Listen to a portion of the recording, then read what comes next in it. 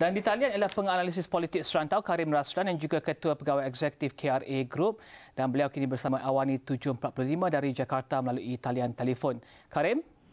Ya, Zal. Karim, dalam seminggu lagi warga Indonesia akan memilih presiden baru, dan apakah isu yang masih diperkatakan kedua calon negara dengan 245 juta itu? Adakah dan apakah isu yang akan membuatkan pengundi memilih calon mereka? Sebab saya ketahui bahawa lebih kurang 23%, 30% lagi pengundi masih belum lagi menentukan calon mana yang mereka akan pilih. Jadi apakah isu-isu terakhir ataupun kempen-kempen terakhir yang harus dimenangi oleh kedua ahli politik dan juga isu yang ingin didengarkan oleh warga Indonesia sendiri?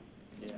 Sekarang banyak orang melihat cara masing-masing calon presiden. Kalau ada yang suka pemimpin yang begitu tegas dan mungkin dari golongan bangsawan dan elit, mungkin lebih condong ke Pak Prabowo. Tetapi apakah kalau ada pemilih yang lebih suka dengan calon presiden yang lebih merakyat, berasal dari kaum mahai, wong cilik, dan juga mau seorang calon presiden yang lebih fokus kepada mengatasi masalah di lapangan seperti jalan yang rusak, seperti pendidikan, kesihatan, mereka lebih condong ke Pak Jokowi. Jadi ini tergantung kepada prioritas seorang pemilih. Okey Karim, seterusnya Karim, sewaktu Karim mengadakan ataupun melakukan penggambaran ceritalah Indonesia, Karim telah ke pelbagai kawasan termasuk Ambon, Surabaya dan juga Aceh. Bagaimana Karim melihat peranan wilayah-wilayah di Indonesia yang mungkin sedikit jauh daripada Jakarta, di mana pusat kempen dan juga mungkin pusat pentadbiran berlaku? Bagaimana Karim melihat peranan-peranan wilayah ketika ini? Adakah Karim melihat pengaruh wilayah kini lebih besar dengan keharmonian ataupun peningkatan ekonomi di wilayah tersebut? Adakah kami melihat ini akan menyumbang kepada peranan wilayah memilih pemimpin? Yang paling penting buat wilayah seperti Ambon dan Aceh ialah sejarah masing-masing provinsi. Dua-dua provinsi ini sudah mengalami konflik yang begitu dalam dan sangat berdarah.